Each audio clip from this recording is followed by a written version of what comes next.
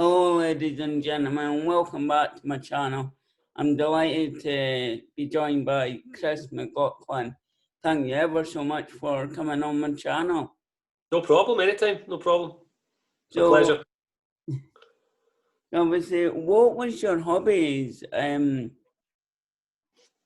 What was your hobbies when you were at school? You probably won't be surprised to know that I played a bit of football. I wasn't the best in my class, that's for sure. I was quite fast, so I was a bit of a winger, and then latterly I played right back. So yeah, I played a lot of football. I was a bit of a runner as well, because I was quite fast, so I used to run quite a bit at school. And latterly, when I was sort of maybe 12, 13 years old, I started to play a bit of golf. And I still love golf today. So yeah, I think certainly the hobbies that have kind of followed me through from school to now would be football. I still play fives now and again, but badly, and golf. And I play that also very badly. So as anyone who's played golf or football with me will let you know, I'm not the best. Yeah, I'm better at reporting at it, I think, than playing it. Wow. That might be open for debate. Did you always plan to study journalism at university? No, I didn't. Actually, I wasn't lucky enough to be one of these people who knew what they wanted to do from an early age. I really didn't, right up until maybe 60 at school. I didn't really know. I knew that I was okay at English and I was okay at art. So I was quite creative when I was younger, and that kind of followed me through. I wasn't massively academically great, I would say. My marks at school got me by and no more, really. I had an older brother who was very good. He was very academic, very studious, and I wasn't. I think I had a little bit of maybe too much nonsense in my head at school. But I managed to get what I needed to eventually study journalism, and I realised that that's what I wanted to do. I think I was really torn between, well, not quite torn, but I was trying to decide between marketing, PR, and journalism, and I did a few work experience ventures with a few local newspapers and with the Daily Record, actually, and that kind of convinced me that I think that's what I wanted to do. I quite liked it; seemed quite exciting. Yeah, as a young guy, that really appealed to me. So from there, I studied journalism at Napier. How did working for BBC Scotland come about? Well, I worked for. So just to kind of take you back to my journey a little bit, from university, I went to work for Scot FM in Edinburgh. For those who are old enough to remember Scot FM. That they were based down at Leith. So I used to do some work for them. And then Scot FM, I think early 2000s, were bought over by Real Radio, and they moved through to Glasgow, to Baillieston, and just in the east of Glasgow. So I moved through to there, and I worked at Real Radio, which was great fun, really good fun. And in 2004, a job came up. It's quite rare that sports journalism jobs come up at the BBC, and I was lucky enough to apply and lucky enough to be selected. So yeah, that was back in 2004, after maybe 5 years in total at commercial radio. Started off at a small station called QFM in Paisley, 96.3 for those who remember, and it was great fun. It was just a really nice environment to be around. Funny DJs and crazy news people, and it was just nice. It was a good environment to be in, and I felt after 5 years it was time to move on. And lucky enough, as I say, I was selected to be part of the BBC. What was it like working for Real Radio? Good fun. Is my overriding memories of Real Radio was good fun. It was a very good team spirit. The guy in charge was a guy called Jay Crawford, and I'm sure many from Edinburgh of a certain age and vintage will well remember Jay Crawford. What Jay doesn't know about radio isn't really worth knowing, and he was very good to me. Great boss, and just made working there a whole lot of fun. And also I worked with a guy called Ewan Cameron. You might know Ewan from I think he's still at Clyde, isn't he? Did a bit with STV. So Ewan and I worked in the sport of real radio, and that was interesting. It was good fun. Me, him, and Alan Ruff used to do the phone in. So yeah, working for real radio was great fun. It was a really nice environment to be part of. It was a new station. It was really ambitious, and yeah, it was going places. It was a really, really good grounding. What was your first football game? The first football game that I went to. Yeah.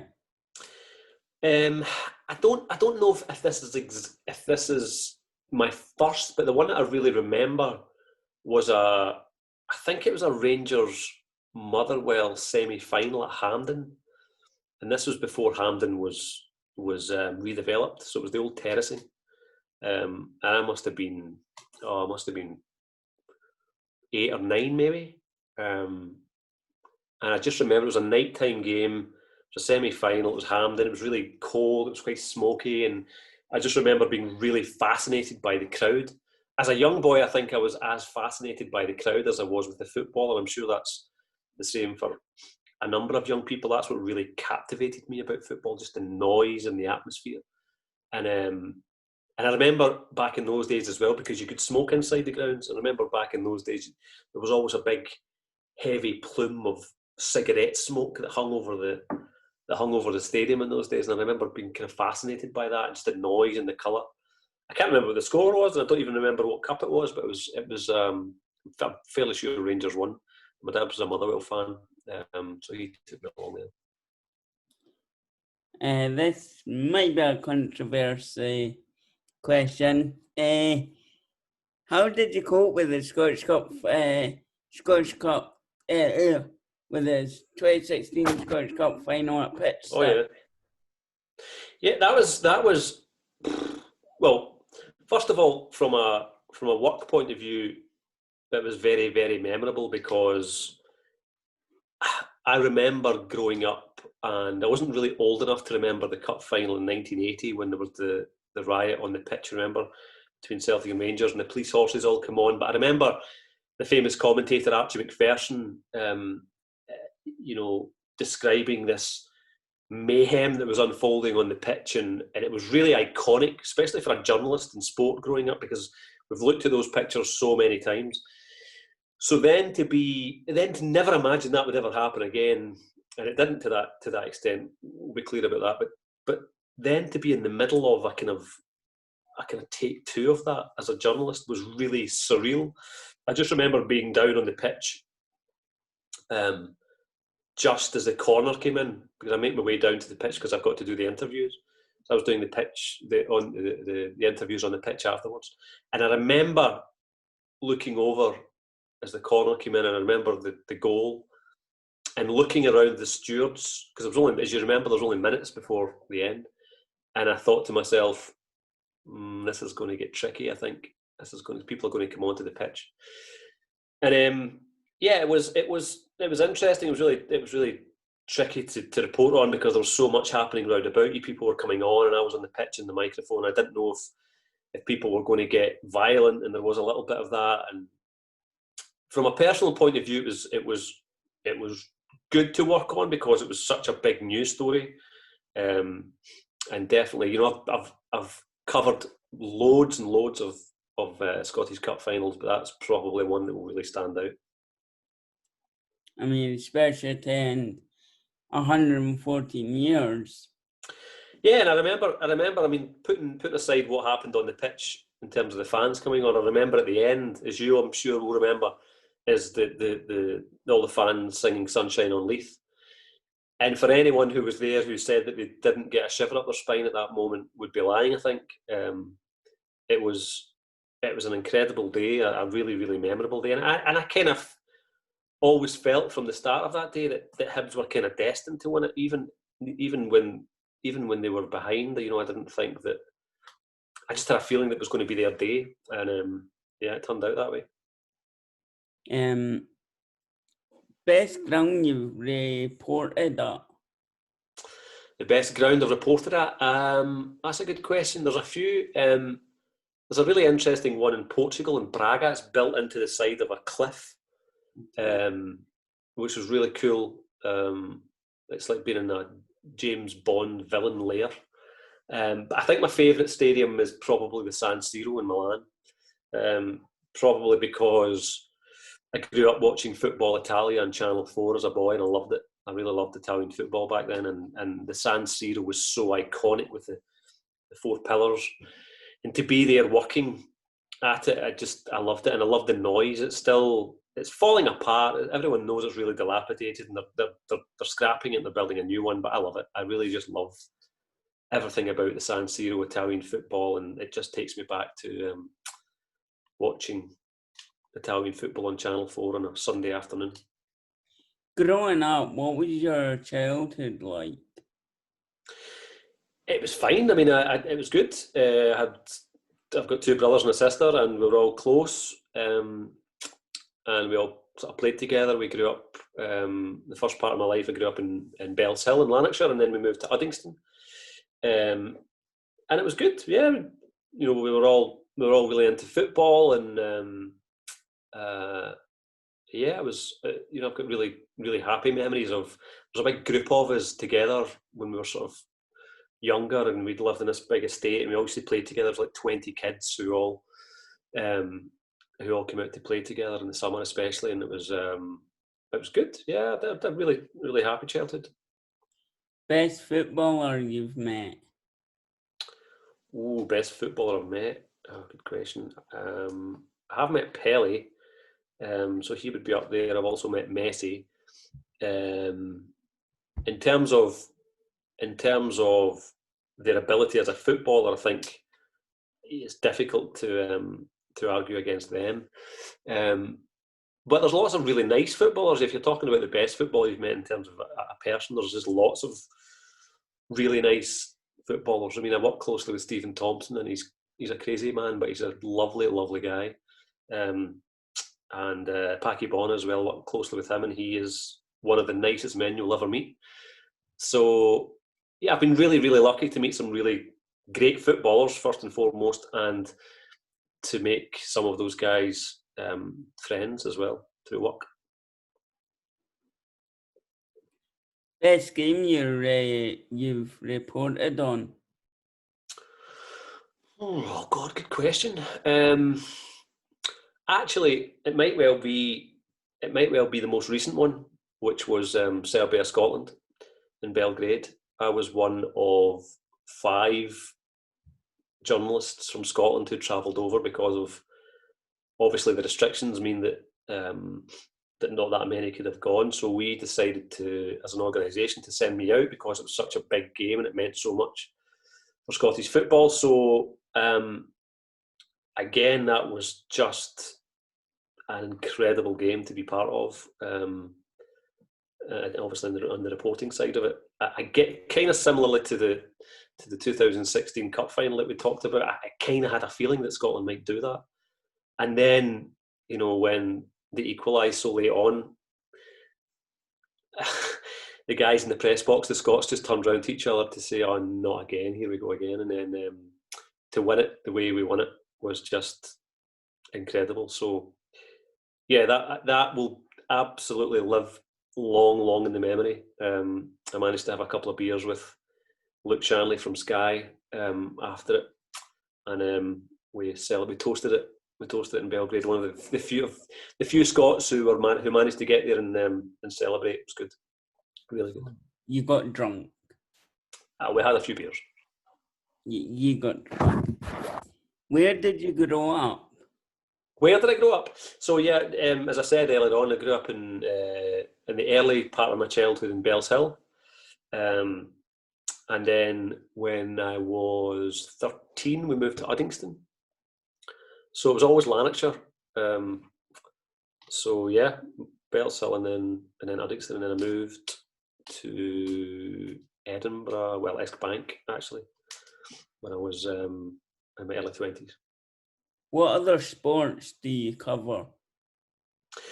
I cover all sports. So now I used to be the BBC's senior football reporter until a couple of years ago, and now I am the sports news correspondent, which means that I cover all sports. So I've been really lucky again to cover things like the Open in golf. I've been to Wimbledon a few times.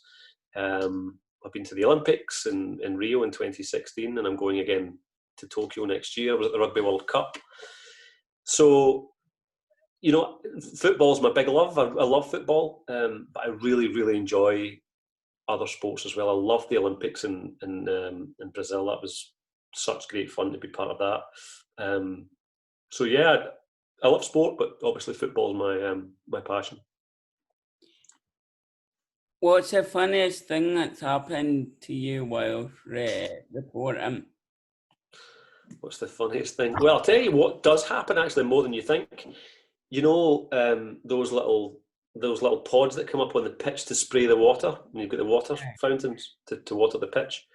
So those are a pitch side reporter's nightmare, because sometimes they pop up and just spray when you least expect it. So you can be standing interviewing a manager or a player, and these things pop up and they spray. I've almost been sprayed a couple of times. I have seen other reporters sprayed. One of the very funniest things that's ever happened to me was standing pitch side at Tynecastle. It might have been an Edinburgh derby before the game, and it was a cold day. And Liam McLeod, who's the BBC's #1 commentator, he was walking away. We had to stand having a chat, and he was walking away to his commentary position, and he slipped. And it was a beauty. It was such a great slip. It was one of those ones where you go like, your whole body just goes like that, flipped up. And he didn't think that anyone had seen him.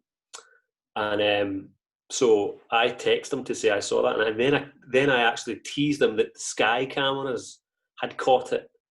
And I spoke to Luke Shanley at Sky, and I said, "Look, we need to wind this guy up and tell him that Sky have got the footage." So he thought for about a week that Sky were going to show this footage as a blooper. And he was terrified. But I still remind him of it to this day. It was a wonderful moment to see Liam McLeod go full skate onto the pitch at Tynecastle.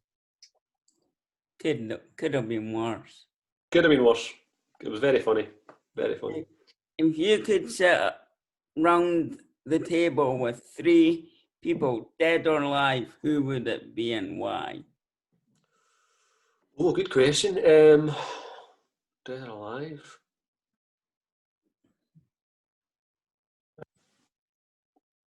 Sorry, someone was trying to call me there. So I'm as well as being a real sports lover, I'm also a bit of a history buff. So I like history. So maybe someone like Churchill. I've got a bit of a fascination with that period in history. The dog? Hmm? What, the dog in the advert? Not the dog in the advert. No. I don't think a chat with a Churchill dog would be quite the same. No, definitely Winston Churchill. I'd quite like to get his take on a few things about what happened back then. I'm a bit of a music lover as well, and maybe, I don't know, someone like Hendrix or John Lennon. It'd be good to sit and have a drink with them. And I think, just purely from a historical point of view, I have to say Jesus. It'd be good picking his brains on a few things, eh? What's the best Edinburgh derby that you've covered? Oh, that's a good question. Was there a... There was one at there was one at Easter Road. It was a night game. Remember when they were arguing about the natural order? Was that maybe 3 years ago? I think so. Yeah, there was a really, really great game the night. I think Hibs won.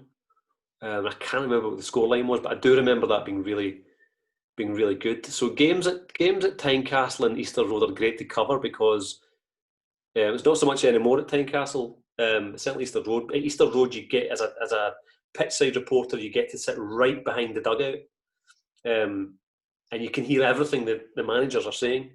And and John Hughes John Hughes always used to come up to me. He was shouting and bawling. He always used to come up to me and ask me about, did you see that decision? Or did you see this? Or what do you make of him? Or what am I supposed to do about that? And I'm like, I don't know, John. I'm just here to tell the story. So I've covered loads and loads of great games. And I do like Edinburgh derbies. They've also got something about them. They did go through a while of being pretty boring. Remember, there was maybe 4 or 5 years of Edinburgh derbies that were really bad. But they got good again. They got pretty exciting again, and yeah, I do like Edinburgh derbies. What about Old Firm? Oh, again, so many. You know, they were all fairly one-sided when Brendan Rodgers was in charge, and that kind of got a bit. I suppose that got a bit samey, didn't it? Because you kind of knew what to expect. Before that, I always liked interviewing Walter Smith. Well, I liked interviewing Walter Smith, and I liked interviewing Gordon Strachan, and the reason for that might seem strange, because as a journalist, as someone who asks questions, I quite like when people challenge you back. And Walter Smith had definitely had a bit of an aura around him. He had a presence, you know. He wouldn't take fools gladly. And I used to enjoy interviewing him because it made you quite nervous, especially when you had tough questions to ask him. And Gordon Strachan was exactly the same. You never knew what you were going to get with Gordon Strachan. He would give you like 1 or 2 word answers, and he could be in a bad mood. And other times he would be your best friend. So you're always quite nervous interviewing guys like that. But I like that. I must admit I enjoyed the challenge of interviewing these guys, and you got that. And obviously the emotions were obviously heightened after Old Firm games. So, but that's when you knew you were earning your money. Who's the top 5 players that you've enjoyed interviewing? Oh, top 5? Oh, I don't know if I could put top 5 off the top of my head. David Beckham's a lovely guy. I've interviewed him a few times. He really thinks about his answers, and he's obviously a bit of a superstar. But you know, there's guys who you wouldn't think. Some guys just kind of say the same thing, and they'll just give you cliches and say, "Oh, you know, it's a tough game. There's no easy games." Blah blah blah, and some guys are a bit boring to interview. And then you get some guys who will think a wee bit more about it. And you know, guys like John Rankin was always good. He was always really open and honest, and that's why he's so good in the media these days. He was always enjoyed interviewing guys like him who really thought about it, as opposed to just thinking, I can't be bothered doing this. I'm just going to say the first thing that comes to my head. And you also find quite often some of the Scandinavian guys are really good. Their English is always very good, and they're always quite thoughtful about what they're saying. They're always really thinking about their answers, as opposed to just saying the first thing that comes to their head. So I don't, in terms of a top 5, I probably couldn't think of a top 5 off the top of my head, but those are certainly the types of people that I enjoyed interviewing. Really good fun. Neil Lennon? Neil Lennon? Well, I've interviewed Neil Lennon hundreds of times, and like, he's first and foremost, he's a nice guy. He's a very nice chap. You know, I've spoken to Neil loads of times away from work, and he's a really decent man. But obviously, when things are not going well, it can get a little bit narky, like most managers can. And then we've had little debates, shall we call them, on and off microphone. But he's good. He's good value. Neil, he's one of the guys who really think about what he says. He's a good man to interview. And there's guys like Jim Jeffries and John Hughes who you can ask them one question and just leave the microphone there, and you could go away and have your dinner and come back, and they would still be answering that first question. They just talk and talk and talk. Great guys, but they can talk. What about John McGinn? John McGinn's a great guy, really good guy. Yeah, he's actually quite shy, John McGinn. It's funny, sometimes you speak to these guys who are, you know, colossus on the pitch and great players and really vocal on the pitch, and you would expect them to be really confident. And sometimes when you put a microphone in front of their face, they can be really shy. And John's quite shy. He's a really humble man, and a genuinely lovely guy, but quite shy. Yeah, you don't, and that's not a great. It doesn't always make a great interview when you've got someone shy. You have to really work on it. I think he's probably getting a bit better now, but he was. I always remember him being quite a shy guy. What about Ronaldo? Ronaldo? I've never interviewed Ronaldo. Ronaldo was always one of these players. Whenever you were in after a match, a big Champions League game, all the media would gather in what's called a mixed zone, and you try to grab players to talk to. And Ronaldo would do that famous trick of pretending he was on his phone as he walked past, and you were trying to shout his name. So I was never lucky enough to interview Ronaldo. I know a few people who have and say he's a nice guy, but I've never spoken to him. I mean, I believe Messi can't speak English. He can speak better English than you think he can. He actually does speak a little bit of English, but he chooses not to because he's not overly confident at it. Yeah, you know. But I mean, it's a pleasure to obviously get you on my channel. I mean, I'm only a year into it with no background experience whatsoever. Good. Well, your questions are great. Your questions are very good. And listen, what you need in this game, which you've got bags of, is confidence. Just be confident enough to go and ask the questions you want to ask, and that will always do you well. That'll stand you in good stead. Be confident. Contact everyone and ask them questions, and ask the questions you want. And make sure you always ask the questions that you think your audience want the answers to. That's the key to it. But you're doing really well. I'll end it here, but can I carry on talking? Sure. Thank you very much. Right, so thank you for taking your time out, your schedule, Chris McLaughlin. Thank you very much. You're very welcome. Pleasure. Cheers.